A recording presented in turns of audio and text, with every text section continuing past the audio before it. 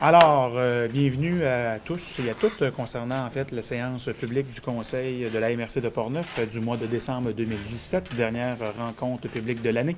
Alors, vous avez tous reçu un projet d'ordre du jour, évidemment dans le cahier des participants. Donc, j'aurais besoin d'une personne pour en proposer l'adoption. Madame Pagé. Également, adoption du procès-verbal de la séance spéciale du 22 novembre 2017 concernant les dernières rencontres que nous avons eues. Vous avez tous eu la chance de lire le procès-verbal. Est-ce qu'il y avait des commentaires ou des corrections? À défaut, M. Langlais, vous en faites la proposition. Parfait. Au niveau de l'adoption du procès-verbal de la séance régulière, maintenant du 22 novembre 2017, alors même chose, est-ce que vous auriez des commentaires ou des questions? À défaut, j'aurais besoin d'une personne qui en fait la proposition. M. Léveillé. Alors, nous serions rendus à la première période de questions. Je constate qu'il n'y a personne dans la salle. Alors, nous allons prendre le dossier numéro 1, administration de la MRC de Portneuf. Donc, à 1.1, liste des débours du 9 novembre au 1er décembre 2017. Vous avez tous eu la chance d'examiner la liste de débours. Est-ce que vous avez des questions ou des commentaires concernant les débours? Monsieur Arcan en fait la proposition. 1.2, règlement numéro 379 décrétant les méthodes d'imposition des codes-parts 2018 applicables aux municipalités.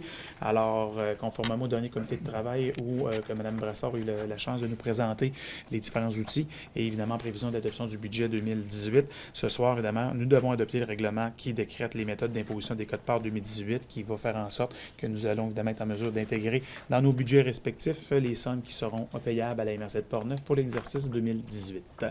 Alors, j'aurais besoin d'une personne qui en propose l'adoption. Monsieur Germain en fait la proposition. À 1.3, les assurances collectives. Alors, nous sommes rendus au renouvellement pour l'année 2018. Alors, Mme Frenette a procédé, évidemment, aux vérifications nécessaires et la proposition est d'octroyer le contrat de renouvellement à l'entreprise SSQ Groupe Financier pour un montant de 198 656 $, taxe de 9 % incluse. Parfait. Donc, j'aurais besoin d'une proposition. Monsieur Jobin. Au niveau de l'administration des territoires non organisés, alors au point 2.1, l'adoption des prévisions budgétaires et de la quote-part 2018 de la Régie régionale de gestion des matières résiduelles de Portneuf. Alors, tout comme les autres municipalités ici présentes, les TNO doivent acquitter... On a échappé le petit 1.4. 1.4, excusez-moi. Alors, on revient. Renouvellement par la MRC de Portneuf du contrat d'entretien et du soutien informatique pour l'année 2018. Autorisation du préfet à signer. Alors, j'allais oublier nos consultants informatiques. Oui, il ne faut pas y oublier. Il ne faut pas les oublier. Alors, évidemment, c'est l'entreprise PG qui, en fait, à laquelle Solutions, qui ont soumis un projet d'entente et comme nous en avons discuté lors du comité de travail, c'est de m'autoriser, évidemment, à signer le dit document avec les modalités que nous avons précisées. M. Lépine en fait la proposition. Alors, nous serions maintenant rendus au point 2.1. Alors, l'adoption des prévisions budgétaires et quote-part 2018 pour les TNO concernant la régie régionale qui s'élève au montant de 20 096 et 38 sous qui représente la quote-part des TNO. Monsieur Dion en fait la proposition. À 2.2, maintenant l'adoption des prévisions budgétaires des territoires non organisés de la MRC de Portneuf pour l'année 2018, alors leur budget 2018. Alors, Mme Frenette, évidemment, a eu la chance de nous présenter le dit budget lors du dernier comité de travail et essentiellement, c'est un maintien des sommes, évidemment, des revenus et dépenses avec une augmentation au niveau des investissements qui va être prévu pour 2018. Donc, s'il y a des projets structurants qui nous sont déposés, l'équipe de M. Lessard et autres vont procéder à leur analyse et pourront faire des recommandations au Conseil des maires ultérieurement. Donc, ce soir, j'aurai besoin d'une proposition pour adopter le dit projet. M. Bédard. 2.3, donc le dépôt de la liste des personnes en défaut de paiement des taxes municipales au niveau des TNO. Donc, on n'a aucune personne qui est en défaut. Donc, ce soir, l'objectif de la résolution sera de prendre acte du dépôt de la liste qui contient aucune information sur les personnes délinquantes. Il n'y en a pas. Monsieur Alain en fait la proposition.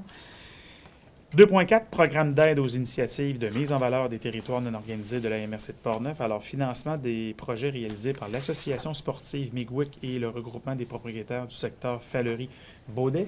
Alors, M. Lessard, lors du dernier comité de travail, a profité de l'occasion pour nous présenter chacun des projets qui ont fait l'objet, évidemment, d'une approbation par le Conseil des maires. Donc, ce soir, évidemment, c'est d'autoriser de manière officielle les 10 projets et de prévoir, évidemment, autoriser les personnes nécessaires pour y donner suite.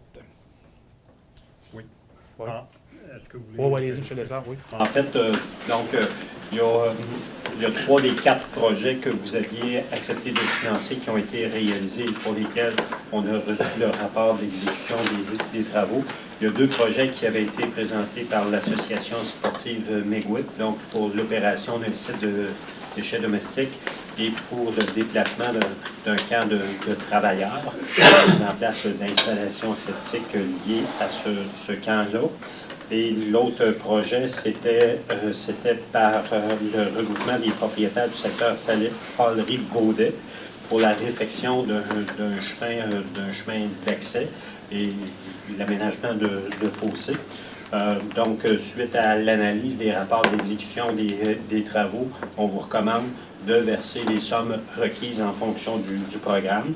Donc, il y aurait une subvention de 20 129 à verser à l'Association sportive Megwit et une somme de 5 723 à verser au regroupement des propriétaires du secteur Fallerie-Baudet.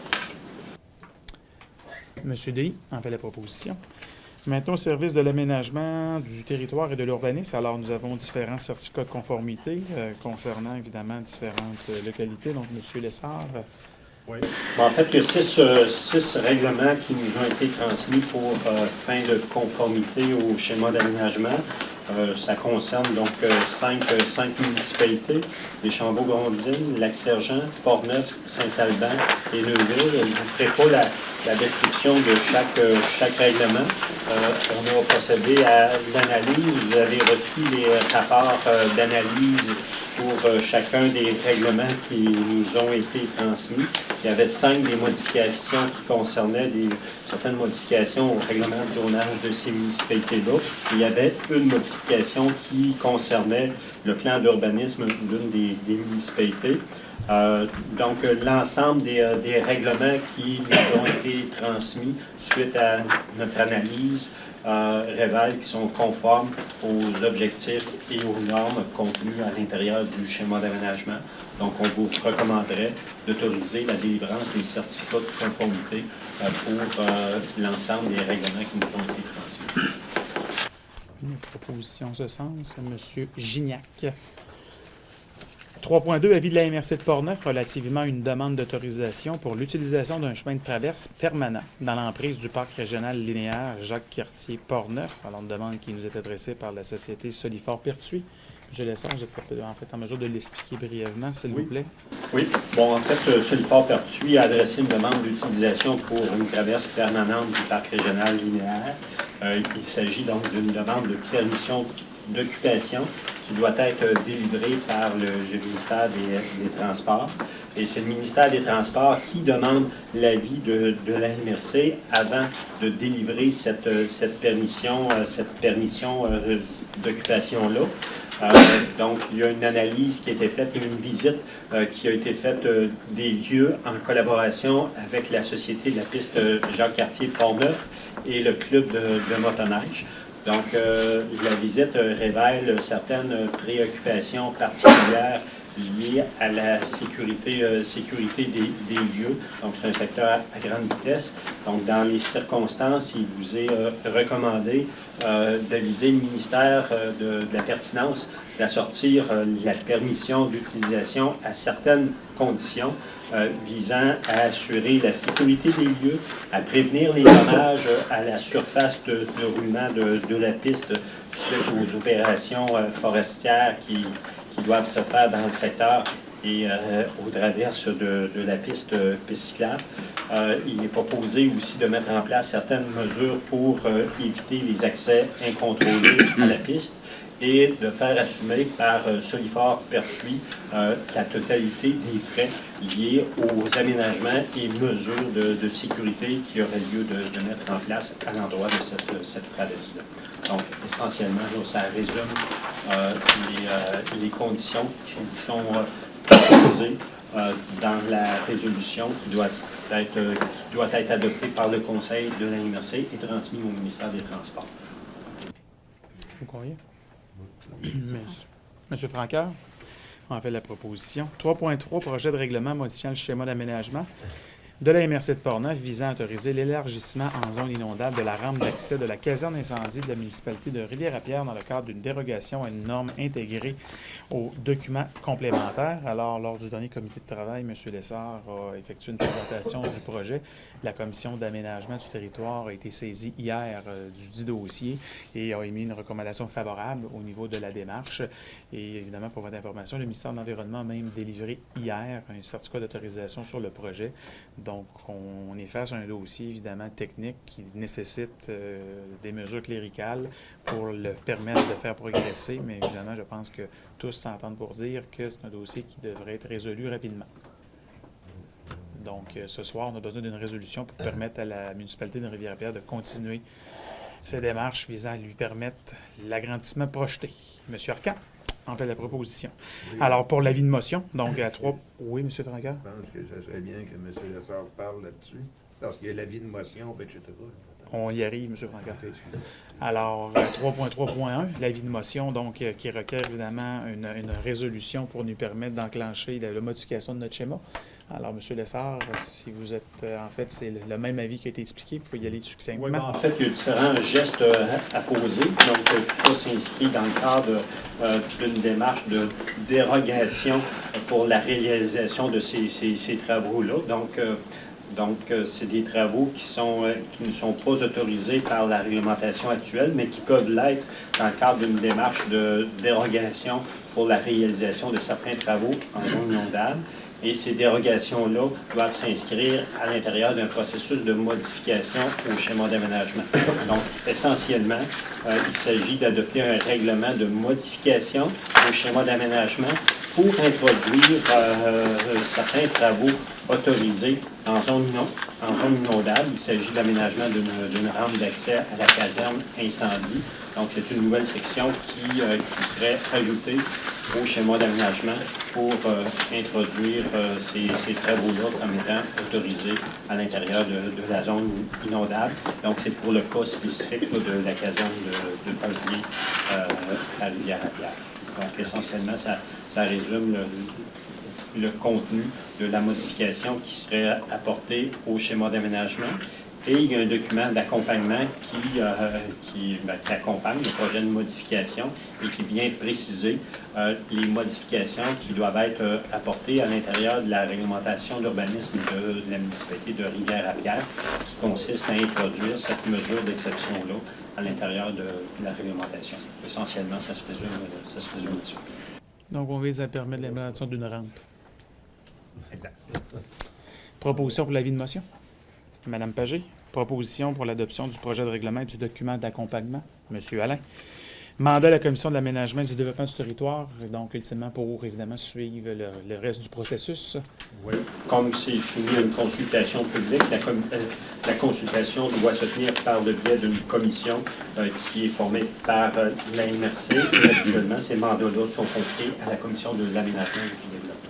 Monsieur Tessier.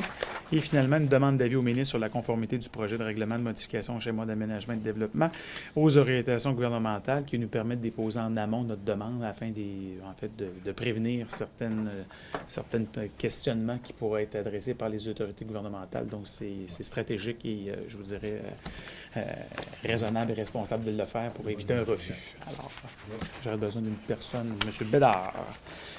3.4, avis de la MRC de Portneuf relativement à des demandes d'autorisation formulées à la Commission de protection des terres agricoles du Québec par la Société en commandite Gaz Métro sur les territoires de la municipalité de Deschambault-Grondines et de la ville de Saint-Marc-des-Carrières. Évidemment, c'est une demande qui est en lien avec le prolongement du réseau de gazoduc concernant la connexion du parc industriel de Saint-Marc, dossier qui a fait l'objet de plusieurs discussions et présentations au cours des derniers mois ici à la MRC, mais également dans la ville de Saint-Marc. Donc, la commission, évidemment, a identifié et émis certaines recommandations sur des tracés. Alors, M. Lessard, vous pouvez compléter l'objet de la demande qui vise, évidemment, à présenter une demande. Oui, bien, en fait, comme c'est pour des fins publiques, la Commission de protection du territoire agricole requiert l'avis de la MRC. La conduite de gaz passe principalement à l'intérieur des emprises routières, mais nécessite certains empiètements en dehors de l'emprise routière.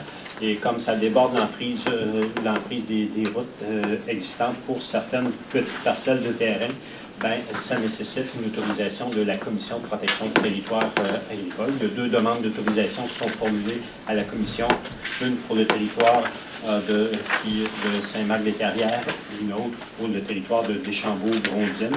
Donc, ça vise de petites parcelles de terrain.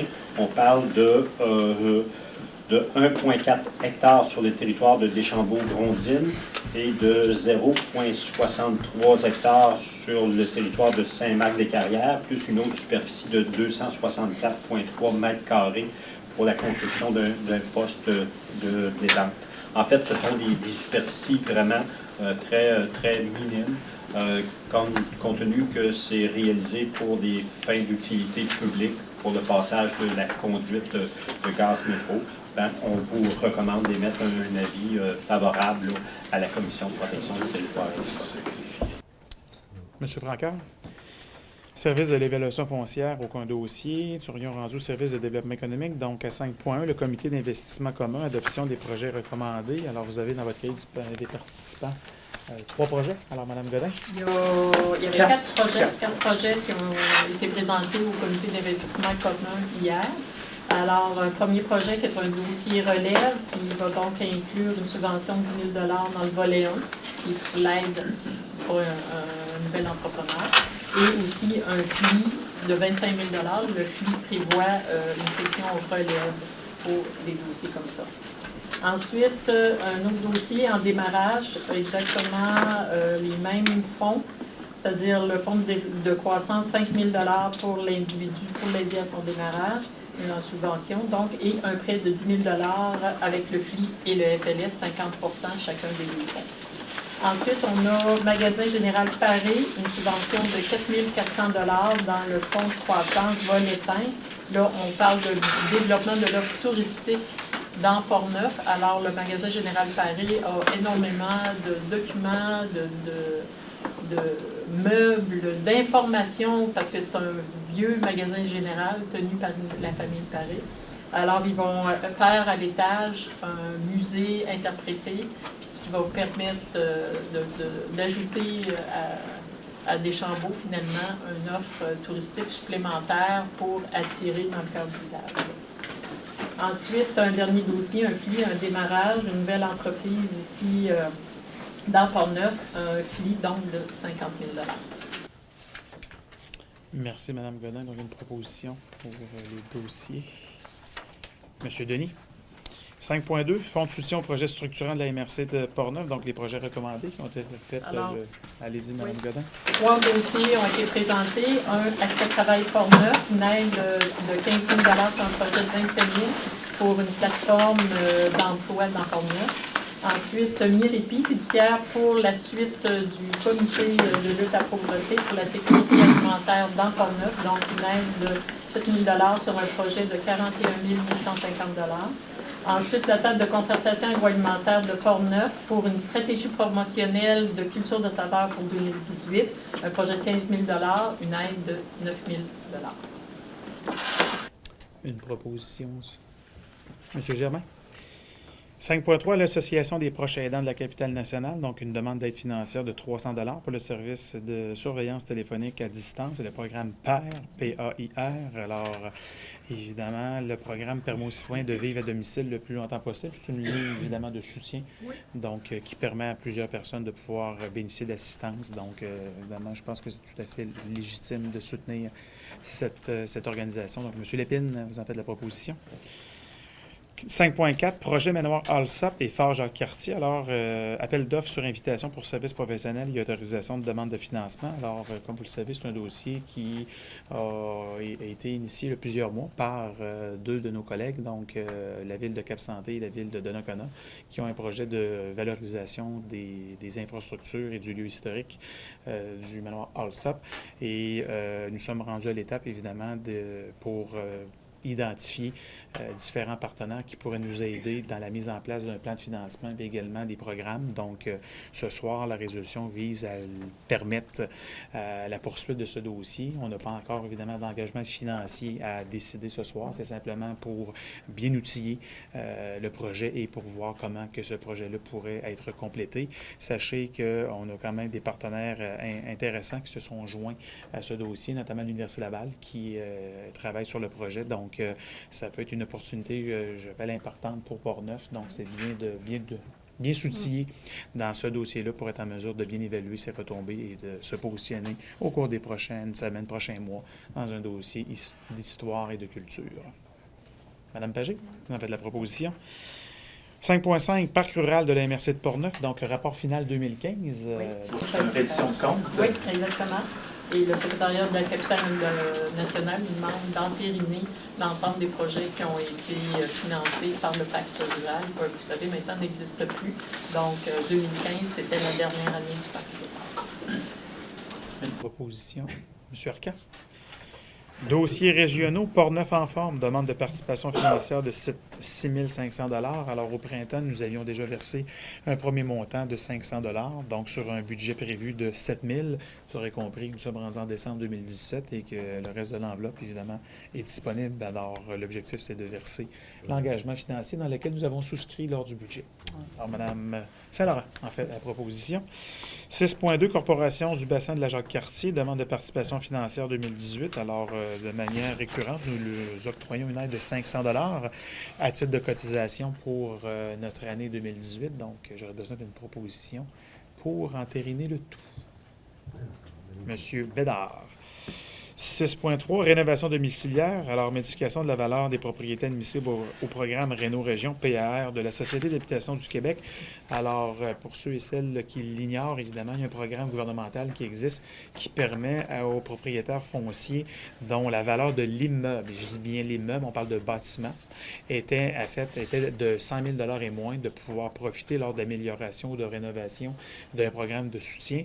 Je tiens à préciser que la valeur du terrain est exclue de la valeur foncière admissible. Donc, le programme permet d'améliorer ou de bonifier la valeur du bâtiment à 115 000 $ pour le seuil d'admissibilité, ce qui permettra évidemment à plusieurs citoyens et citoyennes de Portneuf de pouvoir profiter avec un 15 % de majoration au niveau du seuil. Donc, si ça peut leur aider, je pense qu'on doit saisir l'occasion et l'opportunité de leur permettre de pouvoir déposer une demande. Alors, j'aurais besoin de M. Gignac qui en fait la proposition. Rapport des comités et commissions. Alors, Commission de l'aménagement et du développement du territoire, nous avons eu une rencontre hier qui a fait évidemment l'objet de discussions lors du dernier comité de travail. Donc, prochaine rencontre 2018, probablement, M. Lessard? Pas déterminé encore, mais oui, peut-être au début 2018. Excellent. Commission du développement social et économique? Non. Pas de non. Commission de l'environnement? Non. Commission d'administration, nous avons une rencontre hier. Donc, on a fait l'objet de différents suivis. Donc, lors du prochain comité de travail en janvier, on aura probablement des suivis à donner sur certains dossiers. Comité de sécurité publique? Demain. Comité de sécurité incendie. Il n'y a pas eu de rencontre. Transport régional? Demain. Régie régionale de gestion de matières résiduelles? Rien de spécial. Forum des élus? Reporté. C'était vendredi dernier, mais c'est reporté. À une date indéterminée. Raison de santé. Donc, affaires nouvelles, intervention des représentants. Monsieur Arcan? Deux petits points, M. le Préfet. Au niveau de la formation, on en a parlé un peu plus tôt.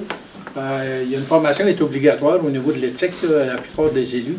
Simplement vous rappeler, soit à vous-même ou à vos conseillers qui ont été élus, qui sont nouveaux, il y a une formation vraiment intéressante qui s'appelle « Rôle et responsabilités des élus ». La formation se donne ici aussi. Alors, ça serait vraiment, je pense, important, là, parce que on s'imagine, en tout cas, quand on arrive dans ce milieu-là, mais il y a beaucoup de technicalité de savoir les rôles de chacun. Puis aussi, dépendamment du nombre de cours de formation que vous pouvez prendre, à terme, vous pouvez aller aussi devenir ou aller chercher un certificat d'administrateur municipal, qui n'est pas rien quand même. L'autre chose, c'est que je voulais simplement, le 28 novembre, au Centre des congrès de Québec, le Forum des communautés forestières s'est conclu par la signature d'une déclaration commune qui va comme suit s'engager pour développer les économies de la forêt par l'ensemble des partenaires présents représentant les diverses activités économiques liées à la forêt. Alors, il y a une résolution qui qui a été écrite par le conseil d'administration suite à cette réunion-là. Toutes les municipalités, les MRC devraient... Oui, je vois José qui pine du bonnet. Oui.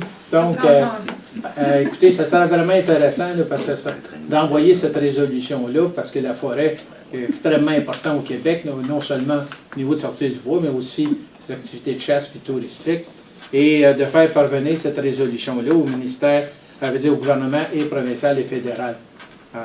Fait qu'en tout cas, si vous l'avez reçu, je vous empresse, je vous engage à la signer et la faire parvenir. Merci. Parfait, merci, M. Arcan. D'autres interventions? Moi, je dois juste. M. Langlais?